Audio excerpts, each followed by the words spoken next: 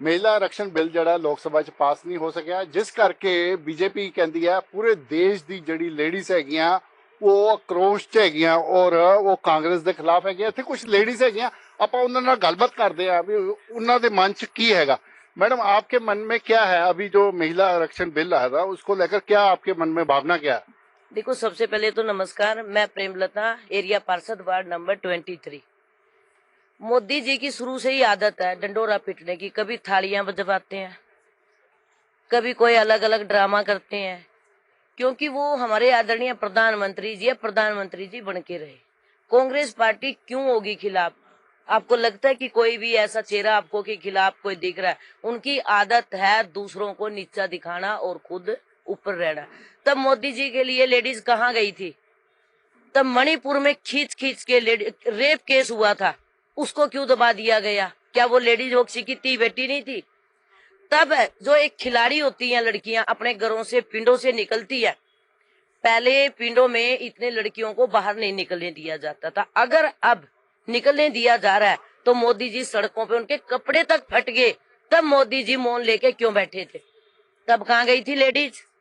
तब नोटबंदी की थी, मोदी जी को शर्म आनी चाहिए। अपनी माँ तक को लाइन में लगा दिया था सिर्फ एक फोटोग्राफी के लिए, तो क्या वो लेडीज नहीं थी? आप किसी भी चीज, रसोई कौन संभालती है? लेडीज। हस्बैंड की अगर तनख्वाह आती है उसमें से थोड़ा थोड़ा पैसा करके वो जोड़ती है, तो उसमें से सिलेंडर वगैरह जो भी खर्चा निकालना है बच्चों का, तो किसके हाथ में होता है? लेडीज के। घर को बचाना ताकि जवान बेटियां हैं उनकी शादी करें। तो मोदी जी ने तो रसोई भी इतनी महंगी कर दी है, उसके बावजूद हम लोगों ने 10-10 रुपए जोड़ के और पैसे इकट्ठे करे। लेडीज ये नहीं है कि अपने स्वार्थ के लिए, अपनी तीयों को, ताकि हम हस्बैंड से अलग कोई चीज ख्वाहिश पूरी कर सके। अरे उनको तो वो भी चीज बर्दाश्त नहीं हुई, उन्होंने वो 500 के नोट भी रात रात में नोटबंदी कर दी। तब जहां पर लड़कियां ती बेटियां कहाँ चली गई थी? एक तरफ मोदी जी कहते हैं बेटी पढ़ाओ बेटी बचाओ, अरे सरेआम ऑटो में देख लो, कहीं देख लो, सरेआम लड़कियों के रेप हो रहे हैं, तब मोदी जी क्यों नहीं बोलते? ये इनकी गंदी राजनीति है, शुरू से गंदी आदत है। और मोदी जी ने क्वेश्चन उत्थे तो उत्थे ही है मैडम, कितना का आक्रोश है देश च? देखिए, आक्रोश कहीं नहीं है, क्योंकि जो देश के लोग हैं वो समझदार हो चुके हैं। और जो 2014 में जब मोदी जी ने आए थे तो गारंटी दी थी कि भाई 2 करोड़ नौकरी देंगे, 15 लाख रुपए देंगे, ये सारी बातें बहुत सारी जो पूरी नहीं हुई तो लोगों का मोदी से विश्वास उठ गया। अब जो बात कही जाती तो उसका फैक्ट चेक भी आ गया कि ये सही है या गलत। अब जैसे ये कहा जा रहा है कि महिला आरक्षण बिल गिर गया, तो ये गलत बात है। परिसीमन का बिल गिरा है, ये अमेंडमेंट करके उसमें जो सेंसस को खत्म करना चाह रहे थे भी परिसीमन करके हम इसको लागू कर दें 2029 से। जो 23 का बिल है, जो 2023 का बिल है वो सर्वसम्मति से पास हो रखा है, पास और वो कानून बना हुआ है। तो आप कांग्रेस तो उसी समय कह रही थी, राहुल गांधी जी उसी समय कह रहे थे, सोनिया गांधी जी, सारा विपक्ष कह रहा था कि भाई आप 2029 तक क्यों वेट कर रहे हो, 2024 से क्यों लागू नहीं कर रहे? तो इन्होंने कहा कि उसमें डाल दिया कि भाई सेंसेक्स होगा और अमेंडमेंट कर दी कि भाई ये सेंसेस होगा, फिर परिसीमन होगा, उसके बाद ये लागू होगा। अब जब ये 5 राज्यों के चुनाव चल रहे थे, जब इनके मन में ये बात आई कि उन्हें इसका फायदा ले लिया जाए। जब 2014 में था इनका पूर्ण बहुमत, तो जो राज्यसभा में 2010 में पास हुआ था बिल, वो पेंडिंग पड़ा था लोकसभा में, उसको 1 दिन में पास कर देते। 2019 में इनका पूर्ण बहुमत था, जब पास कर देते। और 30 महीने तक क्यों चुप पड़े रहे? और ये 16 अप्रैल को क्यों नोटिफिकेशन किया? आपका ये कहना है विधानसभा इलेक्शन है इस करके हो रहा है, आपका क्या मानना मैडम? कांग्रेस का महिला आरक्षण का जो बिल है कभी भी चुनावी मुद्दा नहीं रहा, कभी भी आज तक। आप पिछला इतिहास भी देख लीजिए कांग्रेस का, और आने वाला भी, सभी सामने है। बीजेपी का इतिहास भी लोगों को पता है। तो कांग्रेस का जो मुद्दा है ये महिला आरक्षण बिल का, ये औरतों को सामाजिक तौर पर सुरक्षित करने के लिए, उनको सशक्त करने के लिए इस बिल के आज से नहीं बहुत साल पहले से कांग्रेस ने समय समय पर इसे पास कराने के लिए अपना कदम आगे ही बढ़ाया, कभी पीछे नहीं हटाया। 2023 में सितंबर में जब ये बिल पास हो चुका था, उसके बाद अब तक इतना समय इसको लटका लटका कर अब इसको उलझा रहे हैं टेक्निकल प्रॉब्लम्स में। देखिए 543 सीट एक इलेक्टोरल कॉन्स्टिट्यूशन का पूरा स्ट्रक्चर है, तो ये जो आरक्षण ये महिला आरक्षण का जो बिल है, इसकी आड़ में ये राजनीतिक और इलेक्टोरल स्ट्रक्चर को खराब करने की कोशिश की गई है। अपनी सत्ता को बचाने के लिए महिला आरक्षण बिल की आड़ में बीजेपी सरकार बहुत घिनौना और घटिया खेल खेल रही है। आपका क्या मानना मैडम, जैसे इन्होंने कहा भी ये सिर्फ एक घटिया खेल है?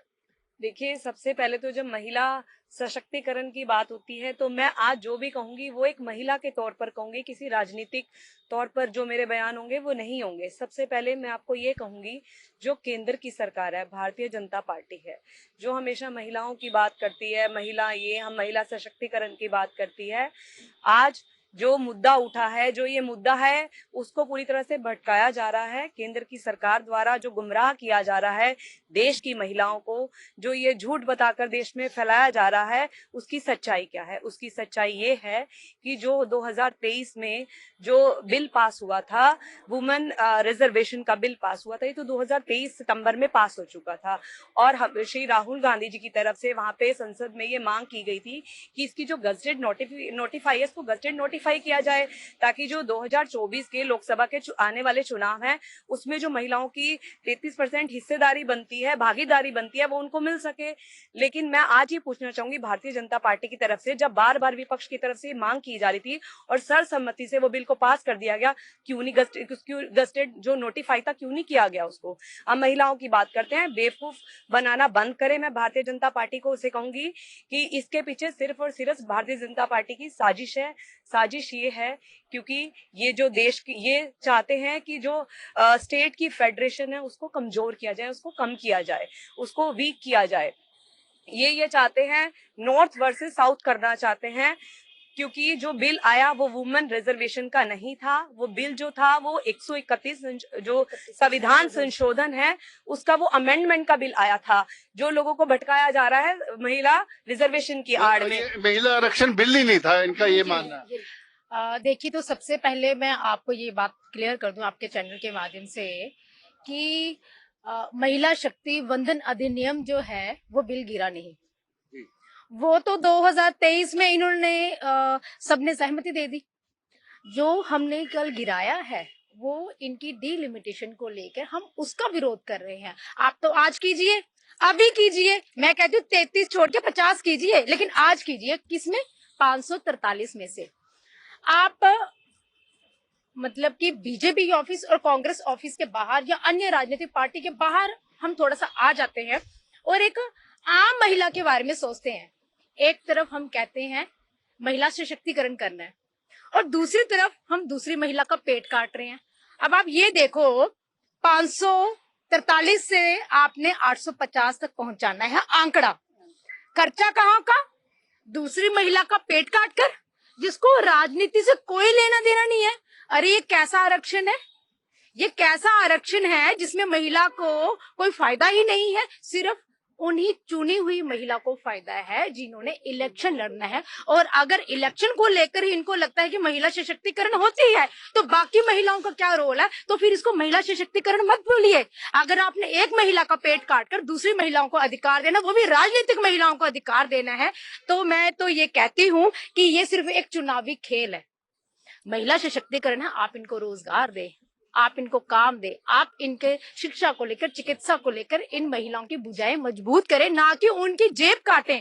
और एक और बात मैं आपके चैनल के माध्यम से ये कहना चाहती हूँ कि सशक्तिकरण अगर करना है तो सभी पार्टियों को महिलाओं को आगे रख के उनकी क्या विचारधारा है, उनकी क्या सोच है, उनकी रसोई से लेकर उनके स्कूलों तक हर एक क्षेत्र में उनको मजबूत करने के लिए बात करें, तो वो महिला सशक्तिकरण है। ये राजनीति आंकड़ों को लेकर महिला सशक्तिकरण। आपका क्या मानना है इसमें?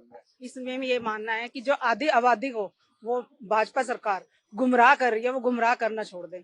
क्योंकि भाजपा में वो कहते हैं कि माताएं जो बहनें हैं उनके क्या बच्चे नहीं है, उनको रोजगार नहीं चाहिए, उनको चूल्हा जलाने के लिए नहीं चाहिए। आज गैस का हर चीज की महंगाई इतनी कर दी हद से ज्यादा, ठीक है ना। वो कहते हैं कि आधी आबादी को तो तुम वैसे ही दबा रहे हो।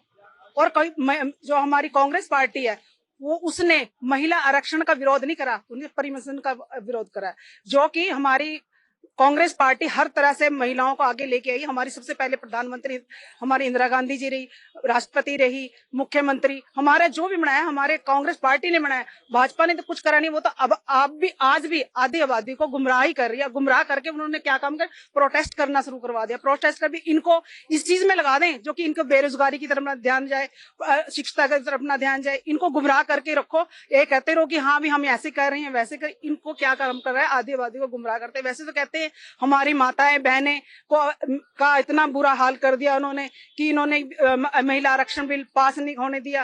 पहले 2023 में जो महिला आरक्षण बिल पास हुआ है कम से कम उसको तो लागू करो। आज करो, अभी करो, इसी टाइम करो। कहते नहीं कि 50%, हम तो कहते हैं 100% होनी चाहिए। हम तो 33% भी नहीं मांगे। हमारे पूर्व प्रधानमंत्री राजीव गांधी जी ने 33% सदन में लेके आए थे।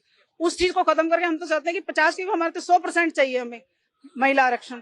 दो कम से कम कुछ तो दो। एक तो तुम महिलाओं कहते हैं कि सशक्तिकरण बनाना है और उनको आधी आबादी को तो तुम गुमराह करे। आधी आबादी को गुमराह करके उनको सड़कों पे ले आए। भाजपा की जितनी महिलाएं, वो भाजपा की नहीं है, वो एक आम जनता का पेट काट के ना उन्होंने सड़कों पे ले आ दिया कि इनको गुमराह कर दो कि ये जनता सड़कों पे रहे। आधी आबादी ना ही अपने बच्चों की शिक्षा के बारे में सोच सके, ना ही रोजगार के बारे में। ये मुद्दा उन्होंने खत्म कर दिया।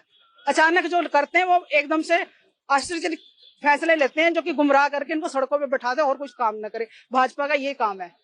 मतलब कि महिलाओं का कहना है कि बीजेपी महिलाओं को ਜਿਹੜੀ ਹੈ ਗੁੰਮਰਾਹ ਕਰ ਰਹੀ ਆ ਔਰ ਉਹ ਵੀ ਸਿਰਫ ਇਸ ਕਰਕੇ ਤਾਂ ਕਿ ਜਿਹੜੇ ਦੂਜੇ ਮੁੱਦੇ ਆ ਉਹਨਾਂ ਤੋਂ ਧਿਆਨ ਭਟਕਾਇਆ ਜਾ ਸਕੇ ਔਰ ਉਹਨਾਂ ਤੋਂ ਧਿਆਨ ਭਟਕਾ ਕੇ ਇੱਕ ਅੰਦੋਲਨ ਵੱਲ ਜਾਂ ਸੜਕਾਂ ਵੱਲ ਉਹਨਾਂ ਦਾ ਧਿਆਨ ਕੀਤਾ ਜਾ ਸਕੇ। ਇਸੇ ਕਰਕੇ ਜਿਹੜੀ ਹੈ ਬੀਜੇਪੀ ਮਹਿਲਾ ਆਰਕਸ਼ਣ ਬਿੱਲ ਦੀ ਗੱਲ ਕਰ ਰਹੀ ਆ ਔਰ ਜਿਸ ਨੂੰ ਗਿਰਾਨ ਦਾ ਜਿਹੜਾ ਦੋਸ਼ ਆ ਉਹ ਕਾਂਗਰਸ ਦੇ ਉੱਤੇ ਮੜ ਰਹੀ ਹੈ। ਮੈਂ ਦਿਨੇਸ਼ ਗੋਇਲ, ਕੈਮਰਾਮੈਨ ਅਨਿਲ ਦੇ ਨਾਲ, ਦਿੰਗ ਸਵੇਰ ਟੀਵੀ ਲਈ ਚੰਡੀਗੜ੍ਹ ਤੋਂ।